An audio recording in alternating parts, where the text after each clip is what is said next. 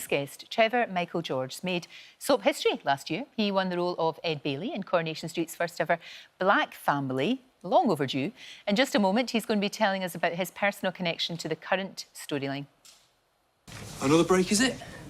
Oh, calm down, Fresh Prince. I'm only having a laugh. Well, I know you're grafters, but you're just keen to get home for your little drop of rum and your chicken, rice and peas.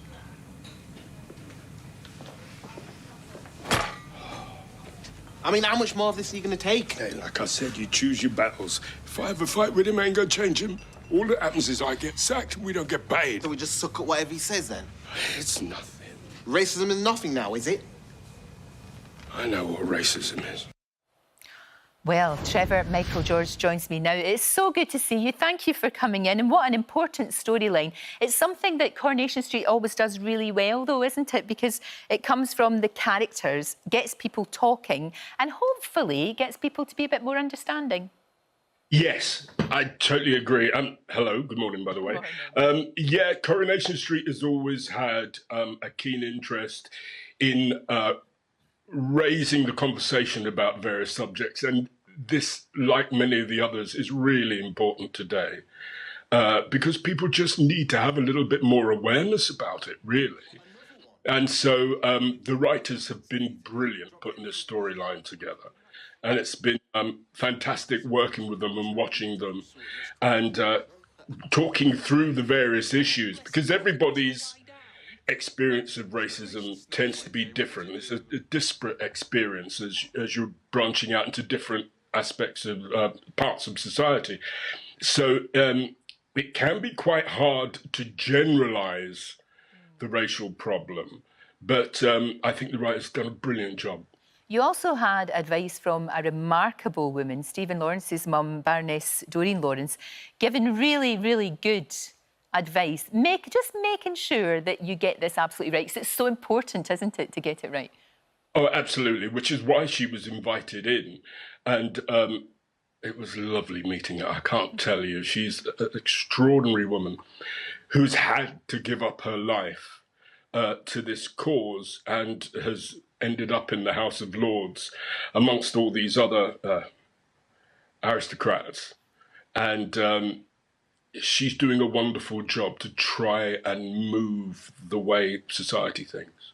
It's really interesting because your character, Ed, is obviously from a different generation, and he deals with the vileness in a very different way to his sons. And we know it's all going to come to a head this week. And I've had a preview of the speech that you make, and it is remarkable. It is absolutely remarkable. That must have been something that, as an actor, you kind of agonised over, because, again, that's got to be pitch perfect, which it was. Yeah, well, thank you very much.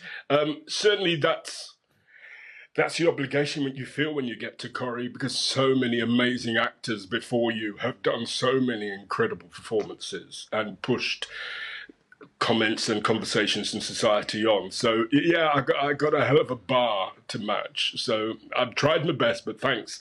I've got great directors and great producers, and the cast all are amazing.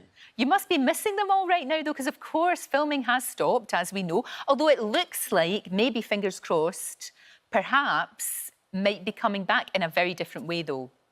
Well, I don't think I'm allowed to say too much. It's always hush-hush and it keeps everybody on edge, and it's great.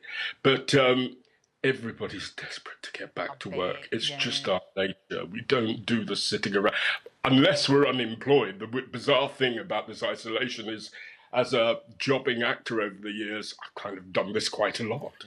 But yeah, everyone's really, really keen to get back to work and do what they do. And you loved it. I mean, you really embraced Coronation Street. I remember seeing fantastic photographs of you when you were first on set, and you were just grabbing selfies with everybody. I mean, your first scene, for goodness sake, with the legend, you know, exactly. I mean, William Roach, that's the first person that you do a scene with. I love it. Brilliant. But you're really relishing being there. But you know what?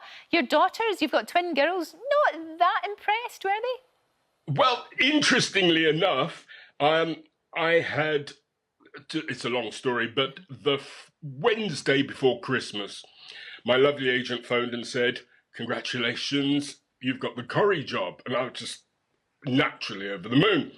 Yeah.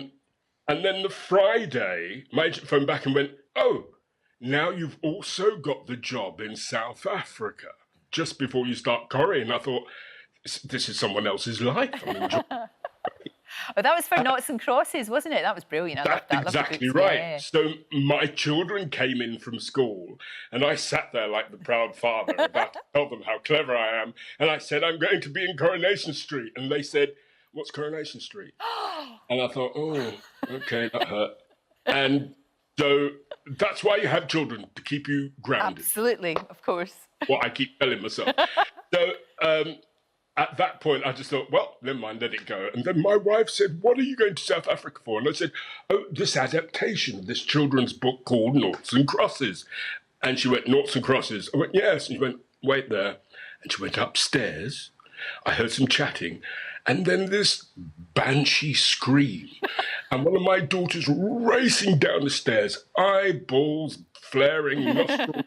Oh, what? Dad, is it true? Is it true? Are you going to be in Noughts and Crosses? And I was a bit frightened at this point. I went, yeah, why?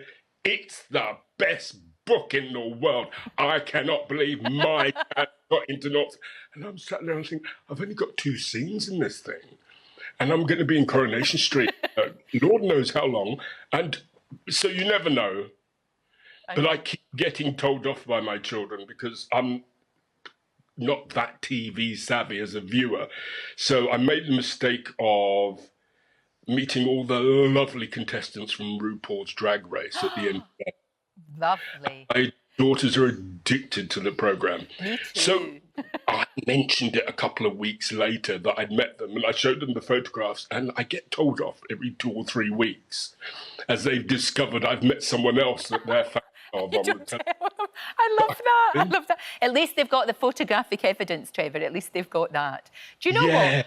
Do you know what? It's a joy talking to you. It really is. I hope Corrie's back soon. I mean, I know we've still got it. We've still got it, obviously. But I hope you start filming soon. And congratulations on tackling this really important storyline so well. Been great to talk to you this morning. Thanks ever so much. Hope to talk to you real soon. Hopefully one day in the studio you can come see me when all this is over. That'd be lovely. I look forward to that. Which would be great. Thank you so much, Trevor.